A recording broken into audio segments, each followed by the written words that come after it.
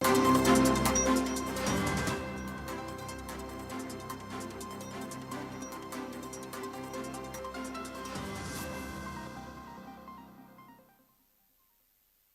very delightful evening and a warm welcome to GBS News at 9.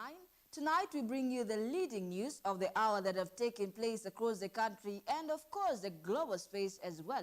Be sure to engage us on our SMS line 21144 GBS TV Africa in all our social media handles. My name is Bi-partisan. Our sign language interpreter is Maureen Chebet. Let's kickstart tonight's bulletin.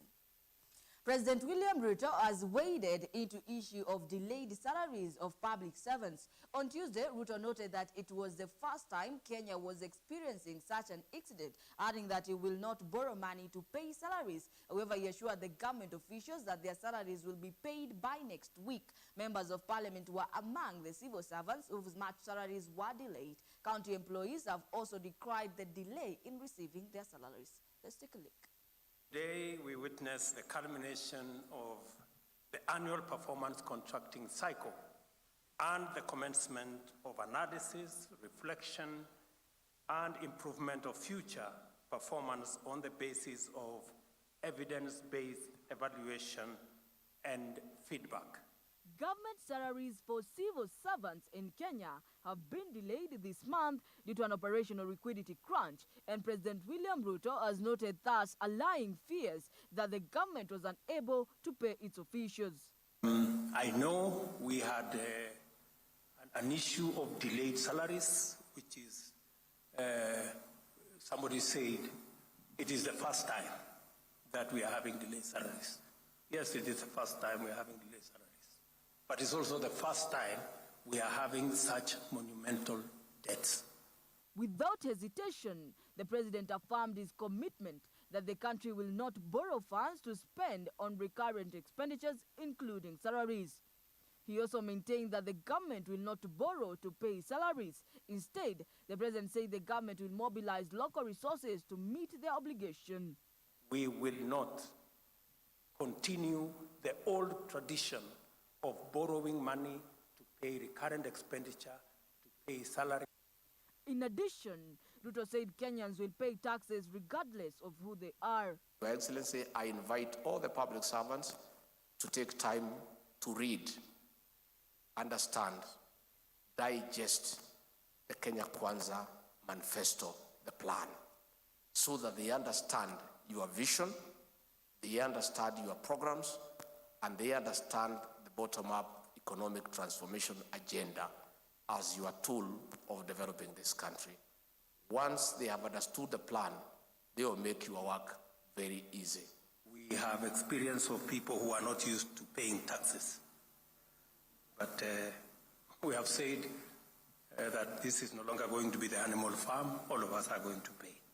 The president said this while he officiated the release of the performance contracting report for 2021-2022 financial year, KICC and Nairobi. And there we now have the unveiling of the report.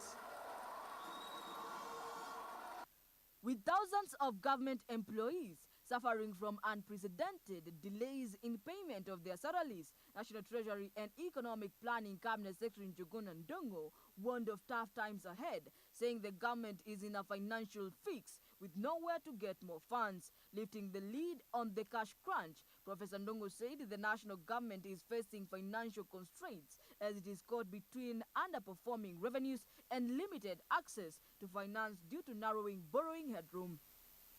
On average, Treasury requires about 50 billion Kenya shillings monthly for civil servant salaries and another 8 billion Kenya shillings for payment of pensions. Several staff working in ministries, departments and agencies have been affected by the delays, with most going for Easter holidays without pay. Bi-partisan, GBS News. The Kenya Kwanza coalition has named individuals who will represent the government in negotiations with the opposition. The 17-member will be spearheaded by Kakamega Senator Boni Khalwale on Sunday, the 2nd of April this year. President William Ruto reached out to the opposition and asked them to suspend their weekly demonstrations and said he is willing to engage the opposition on a bipartisan approach to find solutions. Let's take a look.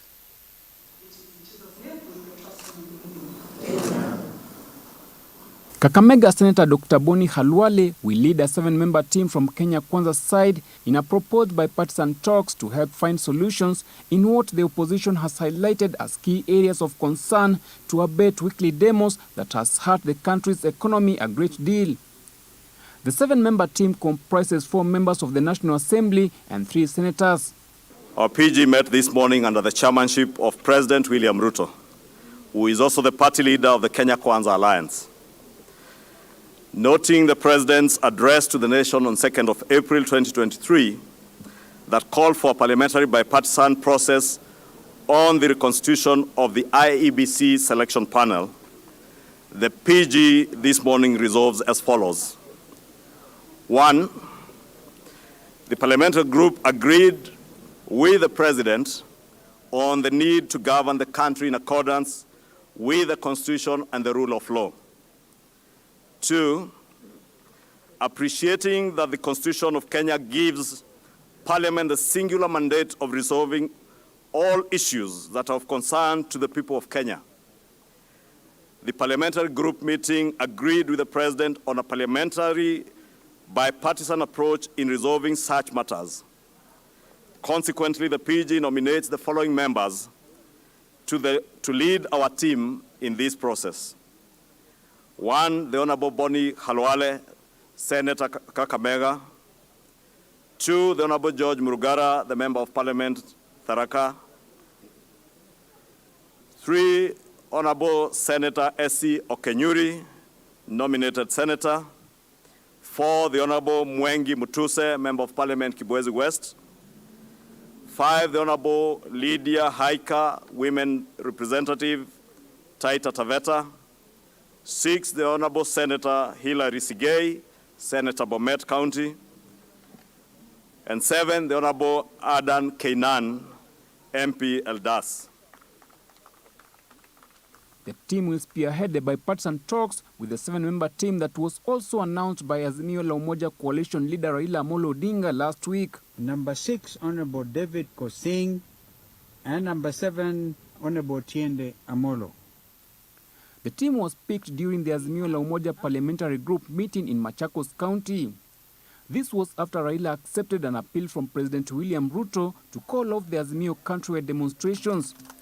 The president said that he is willing to engage the opposition on a bipartisan approach to find solutions. Meanwhile, Azimio has in a circular announced public engagement through town hall meetings and public barazas. At the same time, the opposition outfit has named senior counsel and Lareda Member of Parliament Otiende Amolo as the chairman of its 7-member team agreed upon last week to lead the bipartisan talks with the government. Manuya Kevin, GBS News. Kenyans are worried that the cost of living is likely to maintain an upward trajectory this year, given the effects of prolonged drought, the slowdown in the economy, and the first time since Kenya gained its independence in 1963, the government of Kenya has failed to pay its employees. Today, our team toured Mirema, Nairobi County to help us paint a picture of the state of the economy. Upon discussions with several people, each of them complained about the difficulties in life, and they were also not appraised of the state of affairs in the country. Here are the details. Increasing food prices in Kenya have continued to put households under pressure and raise the cost of living, with new data indicating that inflation remained unchanged at 9.2% in March. Food and beverage costs increased to 13.4% compared to 11% the previous month. Housing, water, electricity and gas rose by 7.5%, while transport went up to 12.6% in just 1 year. Sahi ni ngumu. Ukiangalia kwanza kama bei ya mafuta iko juu. On Monday, the 11th of April 2023, upon visiting Mirema, Nairobi County, Simon Duati, a boda driver who has been driving for 4 years now, brought to the table that, despite the business flourishing in the last 2 years, it has deteriorated over the recent times due to the high cost of fuels and no increase to charges given to customers. Other residents complained about the difficulties of life and they were not appraised of the state of affairs in the country, further warning their fellow youths to shun from demonstrations as they may lead to the loss of lives and property, hence noting no political leader will cater for their personal losses. In addition, they called on the youth to lead in the political leadership of this country in order to bring the needed change. Ni wale maisha iko juu, ukimwambia usiniongezee do kiasi anakwambia hapana, hata mimi sijaongezewa mshahara kazi. Unaona, kwa hivyo maisha sasa hivi ni ngumu sana. Hizi maandamano hazisaidii. Ukiangalia hizi maandamano like on a Monday, ile time kuna maandamano, it's like a holiday huku. Hata yani hakuna kazi. Pia mayouth bana, tuache kutumika vibaya. Uwezi kuwa eti wendo line ya kwanza kwa maandamano wendo unarusha mawe.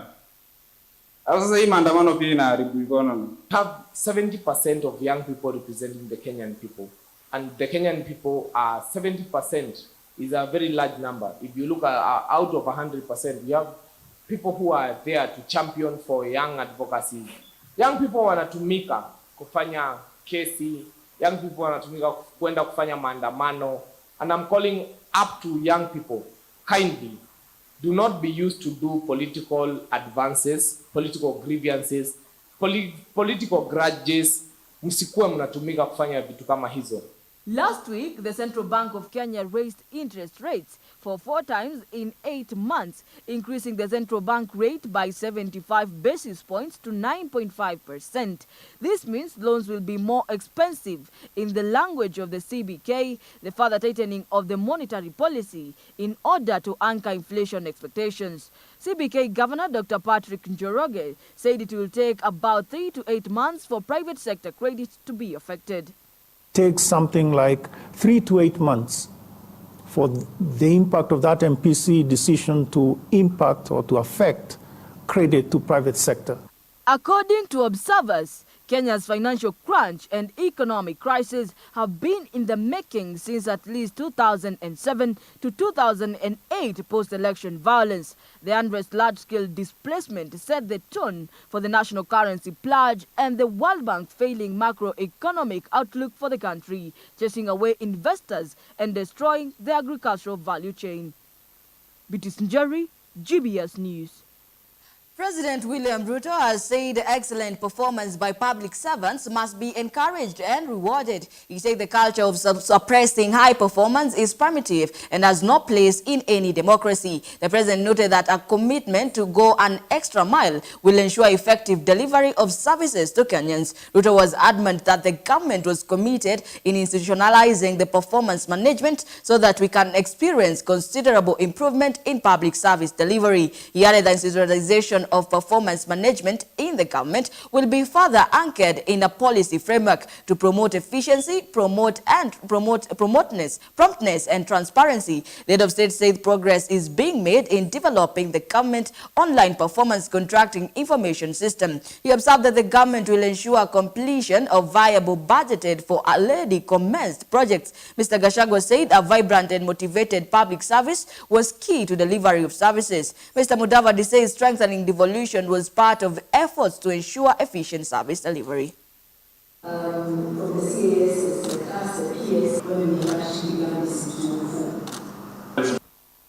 Your Excellency, performance contracting has over the years been a catalyst of fundamental change in the service, and going forward, it will remain a key tenet of the comprehensive public service transformation initiatives that your government has committed to.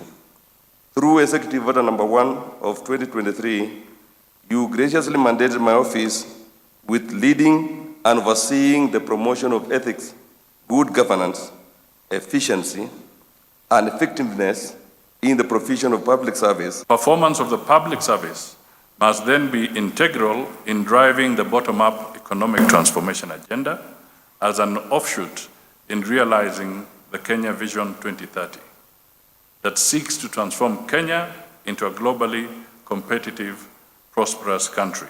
A motivated and vibrant public service is good for the country.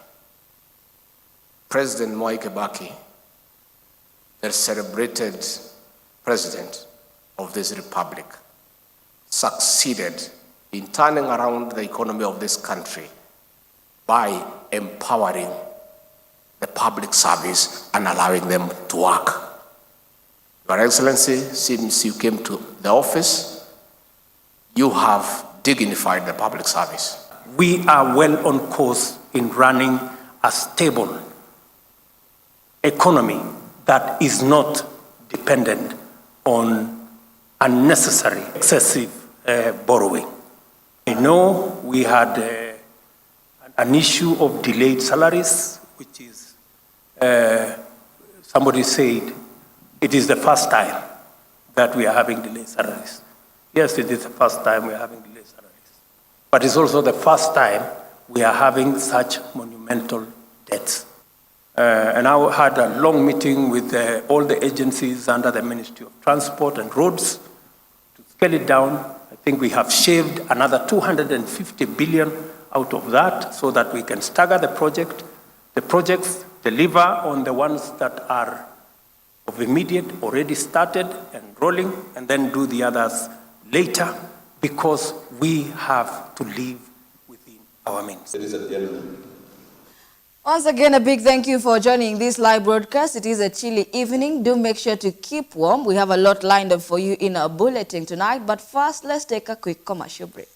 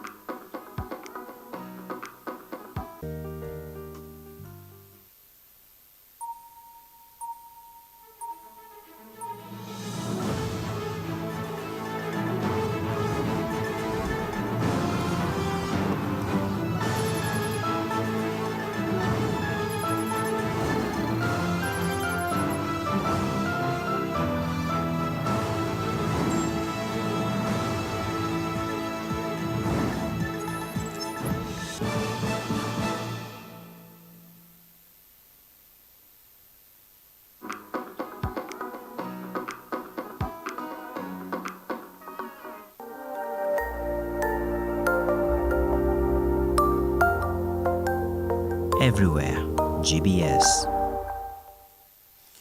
Welcome back. You're still watching GBS News at 9. The SMS line is 21144 GBS TV Africa in all our social media handles. To make sure to keep the SMSs coming in and the conversation going on. And now to move on with our bulletin tonight, the government through the State Department for Livestock Development in partnership with ZEPRE, Kenya Development Corporation and World Bank Group are set to formally launch the de-risking, inclusion and value enhancement of pastoral economies project. Speaking ahead of the launch, the Principal Secretary for Livestock Development, Harry Kimtai, assured the project is expected to have a positive impact on enhancing the climate resilience of pastoral communities, addressing climate change, strengthening commercialization of livestock production, and ensuring inclusion of marginalized and vulnerable groups such as women and the youth. Let's take a look. The government, through the State Department of Livestock Development, in partnership with ZEPRE, Kenya Development Corporation KDC, and the World Bank Group, are set to formally launch the de-risking, inclusion and value enhancement of pastoral economies project. According to the KDC Acting Director General Nora Ratemo, who spoke during the launch, their joint commitment to unlocking the full potential of pastoral economies is unwavering, and DRIVE is a big step towards achieving sustainable and inclusive development. So we've received various applications so far, and areas we are looking at where demand is of course large-scale fodder production and feed manufacturing. We have women-led investments within the livestock value chain, fattening and finishing projects. We have feedlots infrastructure, value addition infrastructure for livestock products and byproducts, and then commercial aggregation of livestock for both export and local markets. So as previously indicated, we are working very closely with the 21 counties where they'll take lead in terms of generating and business leads for us as KDC. Also, of course, areas of investments that they feel are critical for the various counties and for investments as government into these specific counties. In Kenya, over 150,000 pastoralists are expected to benefit from the project across the arid and semi-arid lands. The project is also expected to create markets around the livestock value chain, enhance regional cooperation and peace building, climate mitigation, and closing the gender gap in access to financial services. The other thing that has been very, very interesting is the percentage of women is about 50%, and Somalia is actually around 60-something%. So we're very excited about that. Huu ni mradi wa kuhamasisha ama kusaidiana na wafugaji kuhusu mambo ya kulisha wanyama na kulingana na hali ya hanga vile iko. Mnajua hii nchi yetu imekuwa na viwango vya kiangazi kwa muda mwingi, na hii kiangazi inatuumiza kwa uchumi, inaumiza uchumi yetu. The DRIVE project aims to de-risk pastoral systems at the primary level through an integrated package of financial services that includes drought index insurance, savings, digital accounts, and financial education, and at the value chain level through de-risking private sector investments that provide reliable markets for pastoralists. In Kenya, the project has two components. The first component involves de-risking pastoral production through a package of financial services. This component aims to protect pastoralists against recurring drought shocks with a package of financial services, including drought index insurance, savings for resilience, digital accounts, and financial education and awareness creation. The second component, with a budget of 65 million United States dollars, aims to ensure that pastoralists get better value for their livestock. It will do so by upgrading standards and equipment to check the conformity of livestock and livestock products to international standards, so that Kenya can strive to export meat products with more value rather than live animals, facilitate the regional livestock trade, and de-risk private investment in the livestock chain that benefit pastoralists with reliable contracts. Hilary Kabila, GBS News. Vivo Energy Kenya, the company that distributes and markets shell products and services in the country, has donated 35,000 liters of diesel to the National Steering Committee on Drought Response. The donation of 35,000 liters of diesel aims at aiding the Wakenya Tulindane initiative, which was launched by President William Ruto through the National Steering Committee on Drought Response. The initiative aids the drought response activities in the country. Vivo Energy Kenya Managing Director Mr. Peter Murungi mentioned that they are proud to support the National Steering Committee on Drought Response in their important work. Here are the details. Vivo Energy Kenya has donated 35,000 liters of diesel to the National Steering Committee on Drought Response. The donation of 35,000 liters of diesel aims at aiding the Wakenya Tulindane initiative, which was launched by President William Ruto. The fuel donated will also enable the desilting of water pans and boreholes in 32 counties to provide water for over 4 million Kenyans suffering the effects of the ongoing drought in Kenya. Vivo Energy Kenya Managing Director Mr. Peter Murungi mentioned that they are proud to support the National Steering Committee on Drought Response in their important work. We are very delighted to be part of this noble cause, which was called upon by our Excellency the President, and through the National Steering Committee went ahead to talk to corporates and individuals, and we received a phone call, and we found it an honor for us to be requested to be part of this journey. It will be my pleasure to declare that we decided to donate 35,000 liters. It happens to be one truckload of fuel. We're going to make sure that fuel is available to the National Steering Committee in a controlled way to go to the activity of helping in the borehole, the silting, even if it is coming with the new boreholes, because we believe that is very critical. Colonel Harel Hassan, a member of the National Steering Committee on Drought Response and CEO NDMA, noted that there are about 6 million Kenyans who are food insecure and they are looking forward to resilient measures to put in place to curb the situation. Out of the 23 counties, 22 counties were on drought mode of various stages, with about 5 counties on alarm and 2 counties about to drift to emergency. We have about 6 million Kenyans who are food insecure, and that is from the 23 counties, with additional 9 counties with 45 wards. We call them pockets of drought within additional 9 counties. We look forward to look at what resilient measures can we put in place. Colonel Thomas Bor from Kenya Defence Forces mentioned that they came up with a plan to source 47 technical personnel, both retired and serving from KDF, who will work on the ground, and also submitted a plan for technical support for borehole recovery units for repairs. We came up with a plan. I sourced around 47 technical personnel, both retired and serving from KDF. Those I have worked with before. And with this staff, these are the technical people I know they can be able to work on the ground. We also submitted a plan for technical support where we have equipment called test pumping units. These test pumping units are basically recovery units, borehole recovery units.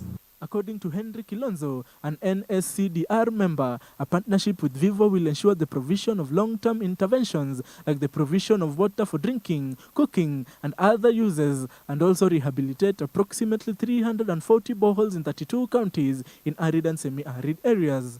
The partnership with Vivo will ensure that we do not just provide the short-term interventions, but will support the long-term interventions. That's provision of water that can be used for food, for pasture, for drinking, and the other services that the communities or that Kenyans need. With the partnership, we'll go ahead to rehabilitate approximately 340 boreholes in 32 counties. Some of those are arid, others are semi-arid. With over 4 million Kenyans suffering the effects of the ongoing drought, Vivo Energy Kenya is committed to making a positive impact in the communities, and supporting their communities is not just a responsibility, but a privilege, and will continue to look for ways to make a difference. James Odhiambo, GBS News. Space Exploration Technologies Corporation has announced a 24-hour delay for the launch of the Falcon 9 Transporter-7 mission, earlier scheduled for Tuesday, 11th April 2023. This has been occasioned by unfavorable upper-level wind conditions that would affect the rocket's flight trajectory. The delay affects the anticipated launch of the Taifa 1 satellite, alongside the satellites other from the countries on the same Transporter-7 Rashtriya mission. The launch is now expected to take place on Wednesday, 12th of April 2023.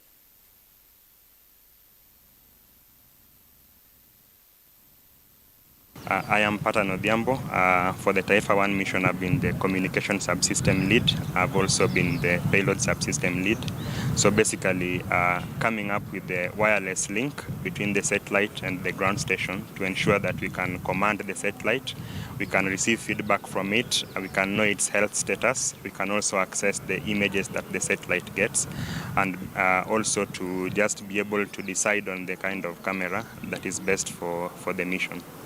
Yeah, so today we have been expecting the launch of our mission Taifa 1, but unfortunately, owing to weather conditions, the launch service provider, that is SpaceX, has communicated with us that this is not possible owing to weather conditions. So basically, for every launch that we undertake, we do look at something referred to as the launch window. So there's a period of time. And on that note, let us take a look at matters international news, where Chinese warplane and navy ships were still in the waters around Taiwan, the island's defense ministry said on Tuesday at the end of 3 days of war games, as Taiwan President Tsai Ing-wen criticized Beijing for its irresponsible behavior. China began the exercises on Saturday after Tsai returned to Taipei following a meeting in Los Angeles with U.S. House Representative Speaker Kevin McCarthy. Jennifer Macau with that report. China, which warned the U.S. not to allow Tsai to visit or meet McCarthy, has never renounced the use of force to bring the democratically governed island under Beijing's control. Taiwan's government strongly disputes China's claims. Although China said on Monday night the drills had ended, Taiwan's defense ministry said it had spotted 9 Chinese ships and 26 aircraft, including J-16 and Su-30 fighters, carrying out combat readiness patrol around the island late Tuesday morning. Taiwan's Air Force, Navy and shore-based missile crews are closely monitoring the responding. Taiwan's government has repeatedly denounced the drills but said it will not escalate or provoke. Tsai said Taiwan Armed Forces and Coast Guard reached calmly and professionally to China's exercises, and she thanked everyone involved. Tsai added, although China's military exercises have come to an end, the national military and national security team will continue to stick to their posts to defend the country. Jennifer Macau, GBS News. Pakistan on Tuesday condemned India's decision to hold a group of 20 meetings in disputed Himalayan territory of Kashmir next month, calling the move irresponsible. Kashmir is claimed in full but ruled in part by 2 nuclear-armed neighbors who have fought 2 of their 3 wars over control of the region. India currently holds the rotating year-long presidency of the G20 and is set to host Leaders Summit in New Delhi in early September. Here are the details.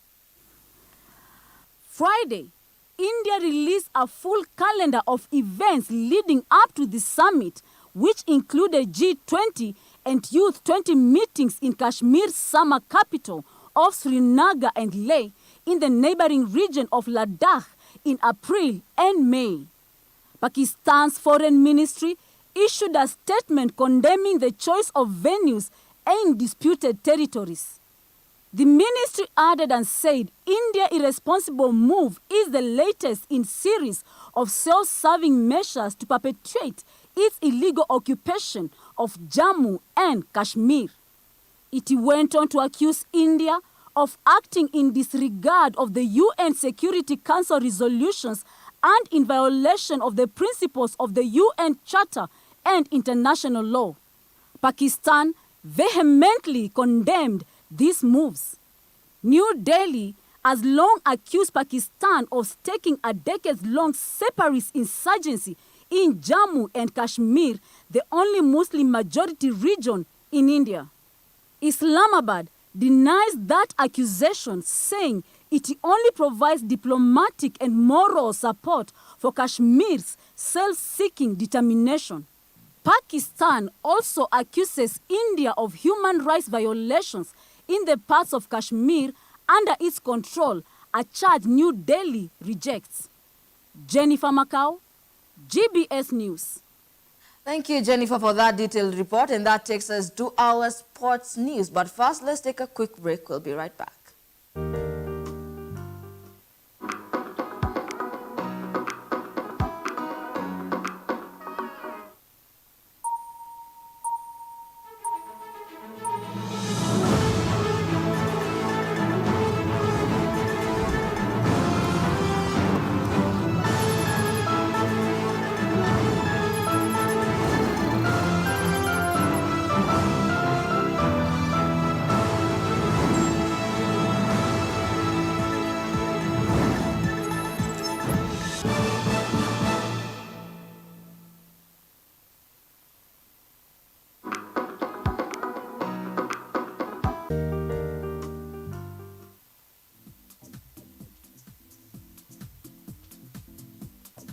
If we want better societies, let us be open and willing to offer solutions. My name is Mary Gaki or Mary Njero. If you've ever met any video that starts with ladies, that is the man over here. My name is Wycliffe Ithali. I am a psychologist and counselor.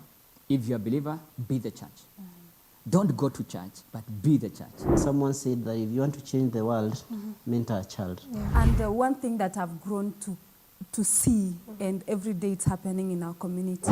You learn how to communicate, because communication is everything. Boys are brought up in a different way, or to believe things are different from their counterparts who are girls.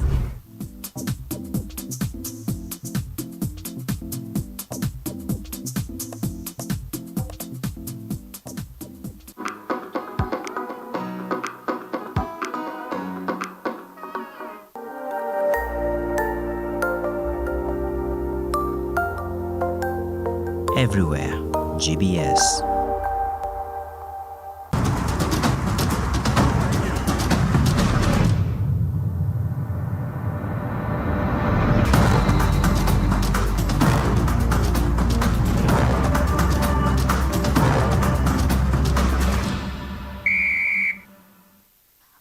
Rafford Ruffians in the men's finals in the Benjamin Ayimba tournament in Kenyatta Stadium, Machakos County. The tournament comprised of 60 men's team and 6 women teams. It was also a tournament held in memory of Benjamin Ayimba, who won the Singapore Sevens in 2016 with the national team as the captain.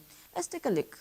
Benjamin Ayimba World BMO tournament was held in Kenyatta Stadium, Machakos County during the weekend. Benjamin Ayimba was the captain of the Shujaa national team that won the 2016 Singapore Sevens. Ayimba died in 2021 and the tournament was held in the memorial of the late legend. It comprised of 16 men team and 6 women team. Winner team Rafford Ruffians in the finals after knocking them 22-0 in an entertaining encounter to win the men's title, while Ruffian women won the women's title.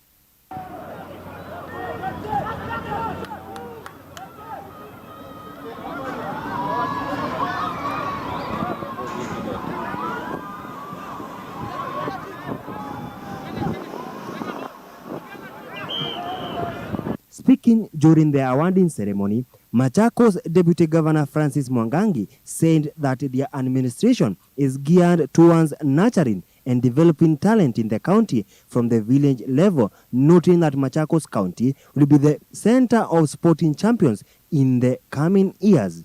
This administration is going to initiate programs that are going to start from the village level, sub-locational level, locational, ward, going up, so that we can grow and develop talent, sporting talent from across this county. He added that there are plans of rehabilitating drug victims in the county, then facilitate proper sporting environment in the world levels to help young people engage in sports, with the main aim being to support youth in Machakos County. Kwanza niseme ya kwamba wakati gavana tumekuwa akifanya kampeni zake, amekuwa akisema wanarika ambao wameathirika pakubwa na madawa ya kulevya, wengine wamelewa na vitu zingine, she will do rehabilitation. And that's why this evening we are accompanied here by Minister for Tourism, because kuna pesa inatengwa ya kuwafanyia wale rehabilitation. Wakifanyiwa rehabilitation, sasa tutakuwa tumetengeneza viwanja zetu za michezo kule katika ward level, ndio sasa watu waendelee kucheza mpira, waendelee kukimbia, waendelee kufanya michezo ya aina yoyote, kwa sababu tunataka in the very near future Machakos iwe source and the center of champions when it comes to sports. Reporting for GBS TV, I'm McDonald. Barry Otieno closed the one-month CAFC training in Buruburu today, with 30 clubs across the country welcoming freshly minted CAFC coaches. Barry expects the coaches to make a mark in Kenyan football. McDonald with that report. Clubs across the country will welcome freshly minted CAFC coaches who had a one-month training at Buruburu that ended today. Speaking during the closing of the training, Barry Oteno, FKF CEO, asked the coaches to make a mark in their coaching after the course. Former AFC Leopards player Ray Omondi, who coaches FKF Division 1 signed Kibra Soccer, as saying that the course has opened his eyes, a statement that was echoed by Express Academy coach Maureen Juma. This course has been very informative, and I think I've learned a lot of things because before I was just coaching, but now I know a lot of things, basically like preparing training sessions, match day preparations, science involved in preparing players for the league. Yeah, and I think it'll help me a lot going back to my team. I think I'm going back a better coach because now I can go and apply what I've learned, which is you have to be able to plan your sessions and be very specific in the session that you're going to do. I've learned how to plan my trainings, kitu ya kwanza. What to do and when to do it. When to do conditioning, when to do functional training, when to do it intensively, yeah, and how to handle different categories of different ages. Because mostly I'm dealing with from under 6 to under 10.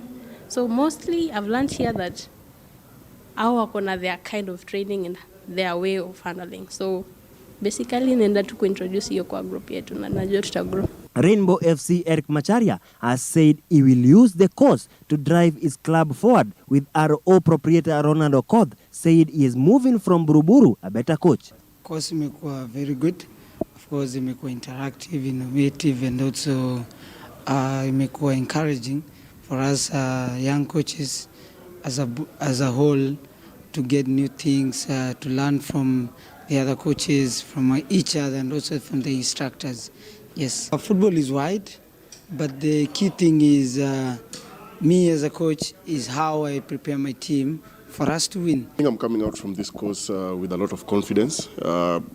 Just being able to learn a lot of stuff has boosted my confidence as a coach because now I'm graduating now to a new license, and also I'm going to now implement it in my team. So again, I'm looking forward to some effective work performance, especially with the way I'm able to plan for my sessions, with the way I'm able to maybe plan for my pre-season, but most especially just being able to do training in the right way. Other coaches in the class include Josephat Ngumbi, Collins Ochieng, John Maketi, and Kenneth Wendo, among others. Reporting for GBS TV, I'm MacDonald. And now to international sport. Luciano Spalletti will be expecting his keen Iferian talisman, Victor Osimhen, to return in their quest for Champions League title, as they will be heading to San Siro to face AC Milan tomorrow. On the other hand, Thomas Tuchel will be hosting his rivals Manchester City at Allianz Arena today, as Pep will be seeking revenge after Porto's defeat 2 years ago. Here are the details. Manchester City will face Bayern Munich today at Allianz Arena on their first leg of the quarter-finals of the Champions League. Manchester City coach Pep Guardiola will be meeting his long-time rival Thomas Tuchel, who took over Bayern 2 weeks ago. It will be a tough battle where Pep Guardiola will be seeking to revenge after Tuchel denied him the same title in Porto 2 years ago. Pep will be returning to his former club Bayern Munich, where he spent 3 seasons from 2013 to 2016 and failed to win the Champions League title. On the other hand, Napoli's coach Luciano Spalletti will be expecting his key striker Victor Osimhen to return on their Champions League encounter tomorrow against AC Milan. Victor has an injury that has led his team look to be on least form recently, with the last match ending on a narrow win of 1-0, which was an improvement after being hit 4-0 by Milan. Osimhen has scored 25 goals this season in all competition, and he has been working incredibly hard to put his club at a better place. Reporting for GBS TV, I'm MacDonald. And that news from MacDonald brings us to the end of our news segment tonight. The SMS line is 21144 GBS TV Africa in all our social media handles. Do remember to keep the comments coming in and the conversation going on as well. And in this time, do remember to drive safe and eat safe. Remember, here at GBS News at 9, we make your news our business. My name is Vitis Njeri. Our sign language interpreter is Paul Mathange. Good night.